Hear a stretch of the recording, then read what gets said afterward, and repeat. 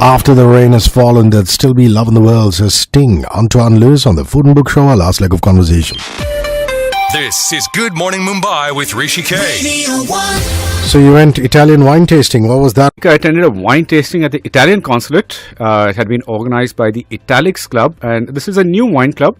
It's formed by the Indo-Italian Chamber of Commerce.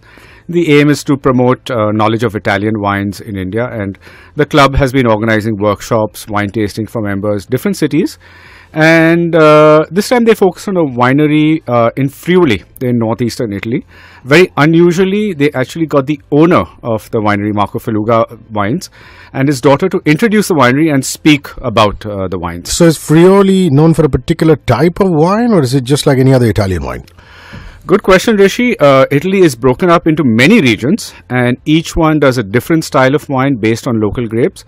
Now, while Italy is mostly known for its red wines, Chianti, Barolo, Barbera, Amarone, Valpolicella, many of the Sangiovese-based wines, Friuli is known for its whites. So, the full name of the state actually is Friuli Venezia Giulia, and it's the most eastern state of Italy. It borders Austria to the north and Slovenia to the east. On the west is Veneto, and to the south is the Adriatic. So this northern region, because it's much colder, it's almost touching the Alps, is perfect for white grapes, which do better in cooler climes. They do some good reds in the region, but the whites are far, far superior. The main white grapes are Pinot Grigio and Friuliano.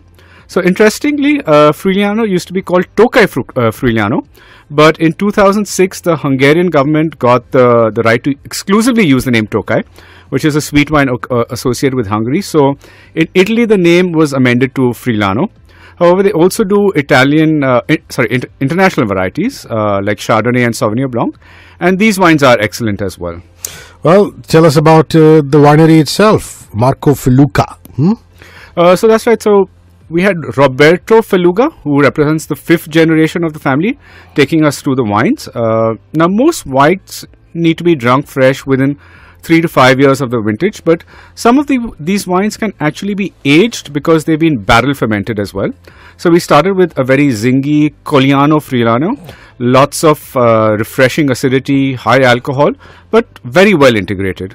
Then came the Collio Pinot Grigio Reserva, where some of the must is aged in oak barrels and the remaining in steel tanks, and the wine is a blend of the two. I found this a little restrained, more heavier, full-bodied. Then came the Collio Sauvignon, which again was to my palate, lovely stone fruit bouquet, more an old world Sauvignon than a fruity new world. These were great wines, and I hope to see them in India sometime soon. Antoine, I hope to see you next week. Absolutely. Calvin Harris, Pharrell Williams, Katy Perry. This one's Feels.